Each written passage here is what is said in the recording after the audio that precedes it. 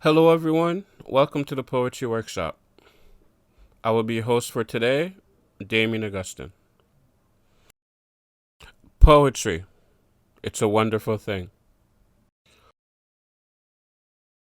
Before we get started, I would like to take a moment to share a little bit about myself and how I got inspired to start writing poetry.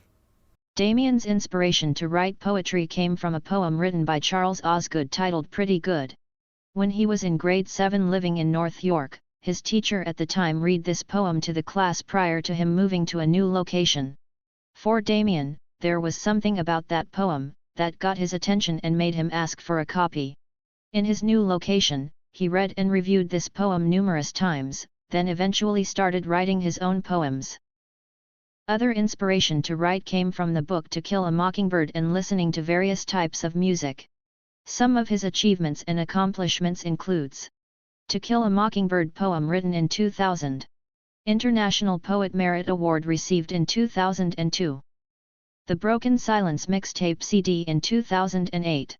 The Broken Silence Part 2 DVD and CD in 2022.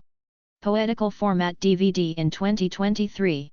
The Element of Surprise mixtape in 2024. And in 2024 completed his first self-published chapbook titled, Poetry It's a Wonderful Thing. In today's workshop, we will be covering the following. We will be reading, reviewing, and practicing some poetry. We will discuss what is poetry. We will explore poetic techniques, emotions, and expressions. We will share tips and different poetical format, complete our writing exercise, and share our own poems from the exercise. What is poetry? I would like everyone to take a few minutes to think about what comes to mind when you hear the word poetry. To me, poetry is a way of expression. Poetry expresses your thoughts, feelings, emotion, and conveys an idea. Poetry can tell a story, teach a lesson, or even communicate a message. When you listen to music with lyrics, you're listening to poetry. I always like to say, poetry, words put together to paint pictures as you read it from start to ending. As mentioned in the introduction, I got inspired to write poems and poetry because of one poem by Charles Osgood titled Pretty Good. I will also be sharing a few other poems and will be asking you to share your thoughts and feedback regarding each poem. I would like you to analyze each poem by looking at the different elements such as imagery, rhythm, rhymes, tone, mood, etc. There once was a pretty good student who sat in a pretty good class and was taught by a pretty good teacher who always let pretty good pass. He wasn't terrific at reading. He wasn't a whiz-bang at math. But for him, education was leading straight down a pretty good path. He didn't find school too exciting. But he wanted to do pretty well. And he did have some trouble with writing, since nobody taught him to spell. When doing arithmetic problems, pretty good was regarded as fine. 5 plus 5 needn't always add up to be 10. A pretty good answer was 9. The pretty good class that he sat in was part of a pretty good school. And the student was not an exception. On the contrary, he was the rule. The pretty good school that he went to was there in a pretty good town. And nobody there seemed to notice. He could not tell a verb from a noun. The pretty good student in fact was part of a pretty good mob. And the first time he knew what he lacked was when he looked for a pretty good job. It was then, when he sought a position, he discovered that life could be tough. And he soon had a sneaking suspicion. Pretty good might not be good enough. The pretty good town in our story was part of a pretty good state, which had pretty good aspirations, and prayed for a pretty good fate. There once was a pretty good nation, pretty proud of the greatness it had, which learned much too late. If you want to be great, pretty good is, in fact, pretty bad. Please share your thoughts. I would like to hear your feedback on what are some of the key elements you recognize or liked about the poem. The next poem for review is probably one of my favorites, titled Unanswered Questions. Please remember to share your thoughts, feedbacks, and some of the key elements you've recognized or liked about the poem. It's all right. But this is what violence does. This is what violence does. It leaves a mother without her son. It leaves a daughter without her father. It leaves a community broken. And we have to stop. We have to stop the violence. Poetry. Some would say it's a wonderful thing. Words put together to paint pictures as you read it from start to ending. But before the ending, ladies and gentlemen, let me start again from the beginning. Knowledge is power, and power equals wisdom. But in the world that we live in, options are given. Yet, some make the decision and choose negativism. With these negative decisions, you turn on the news each and every day, you hear we lose another victim. Reporting to you live about to interview the parents of her latest victim. The mother is crying because she just lost her son due to the violence. Crying, dear God, why him? Crying, why do we have all these weapons? Knives, guns, she screamed. Stop the violence, ladies and gentlemen. Showed me how to save my son from being lost. It's hard to hear you talk about people dying alone because we couldn't get to him. Silence. The crying mother is still speaking. Yes, I know she just gave us knowledge and wisdom in the beginning. But now a different message, a different vision. You see, the crying mother had questions. Unanswered questions she started asking. Questions like, what can we do to stop the violence from happening? We have cameras everywhere, but how come they don't do a damn thing? Is it the power of influence that got everyone acting the way that they're acting? Or do we just need to make better music to give the next generation better guidance and direction? Unanswered questions the crying mother was asking. But the most important question she was asking is, what can we do to stop the violence from happening?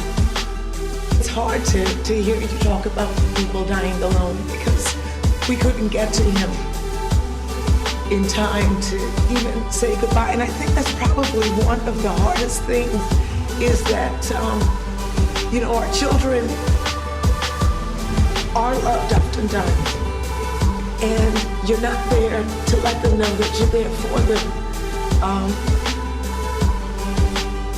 And he died in the operating room before my husband and I were able to get to him.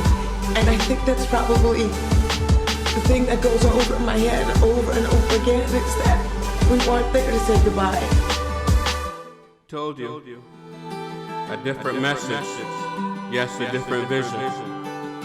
But my apologies for not giving you the vivid descriptions in the beginning. Instead, I told you, poetry, it's a wonderful thing. Words put together to paint pictures as you read it from start to end. Instead, I told you that knowledge is power and power equals wisdom. Told you the world that we live in, options are given. Yeah, some make the decision and choose negativism. With these negative decisions, you turn on the news each and every day, you hear we lose another victim. I am here standing, really hurting badly because I'll never be able to talk to my son again. In conclusion, a picture, a portrait, same illusion. Now imagine one day we all had the same illusion. No more violence, only peace, love, unity, and freedom. Imagine we had the answers to the crying mother's unanswered questions. When she inquired if it was the power of influence, we can say yes, it was the power of influence that got everyone acting the way that they're acting. Yes, the music nowadays give the next generation no guidance or direction. Unanswered questions the crying mother was asking. Only God has given me the strength to stand through this. And there is a God. There is a God, and I'm asking you to pray to that God for peace. Peace in our homes. Peace in our community. Peace in the street. Peace when you go out to party. You don't go out to party with a gun. Please put down the guns.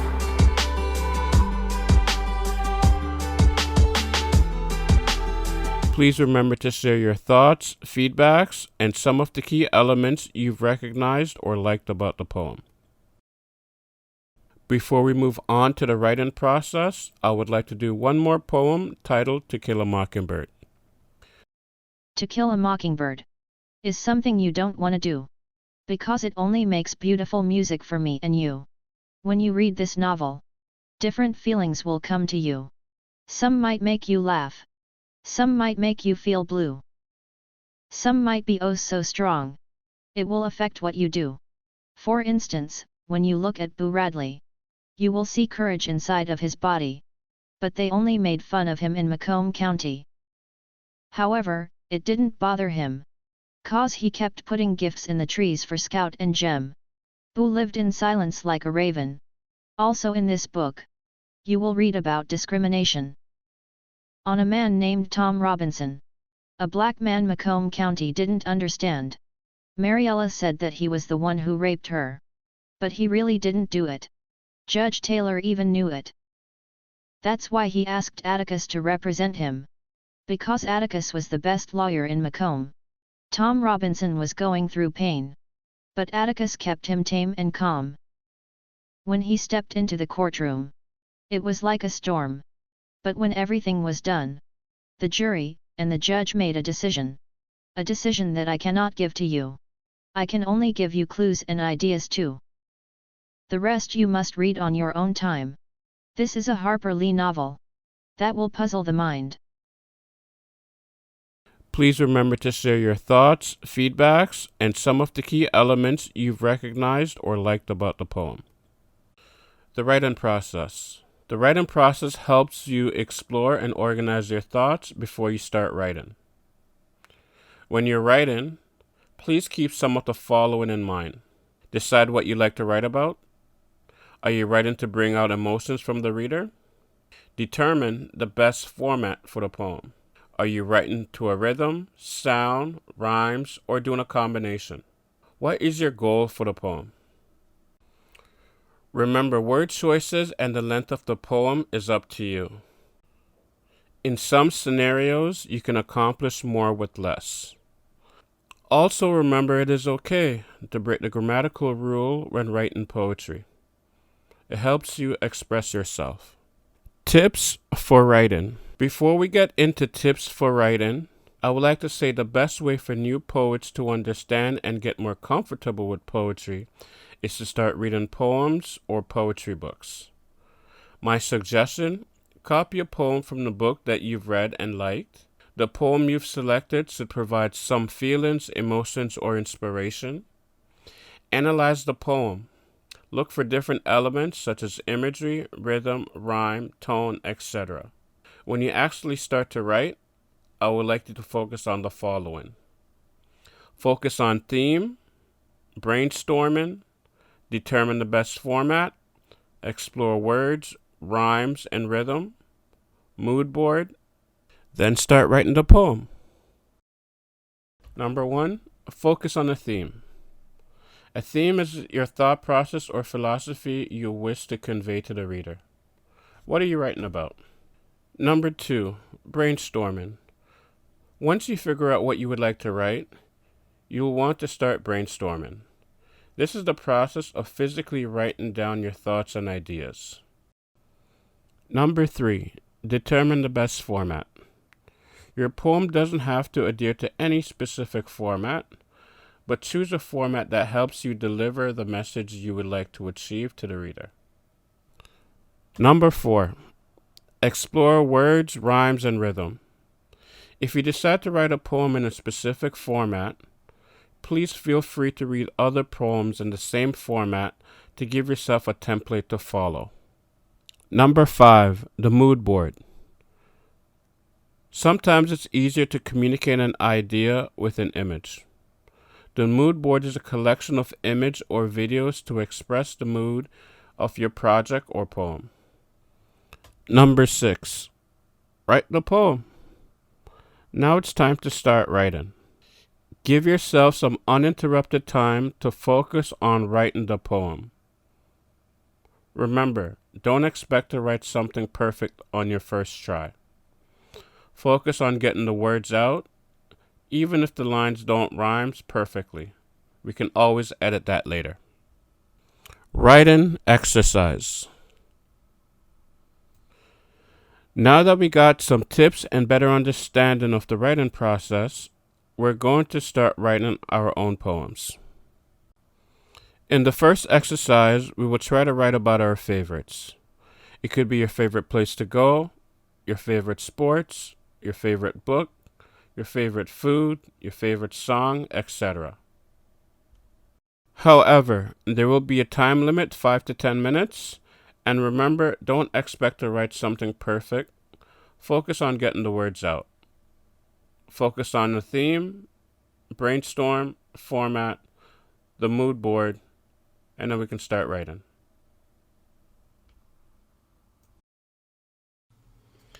The next exercise, we will try to write about something school related. Once again, the time limit will be 5 to 10 minutes. Please remember, don't expect to write something perfect. Just focus on getting the words out. In our final exercise, we will do our best to write something about summer or anything summer related. The time limit will be 5 to 10 minutes. Please remember, don't expect to write anything perfect. Let's just focus on getting the words out. Hope you enjoyed the workshop and got a better understanding of poetry and the writing process. Before we close the workshop, I would like to share one more poem from Charles Osgood titled The Responsibility Poem. This is a story about 4 people named everybody, somebody, anybody, and nobody. There was an important job that needed to be done. And everybody was asked to do it. Everybody was sure somebody would do it. Anybody could have done it, but nobody did it. Somebody got angry because it was everybody's job. Everybody thought anybody could do it. But nobody realized everybody wouldn't do it. It ended up that everybody blamed somebody, when nobody did what anybody could have done. Hope you all enjoyed and learned something new. Thank you for your time.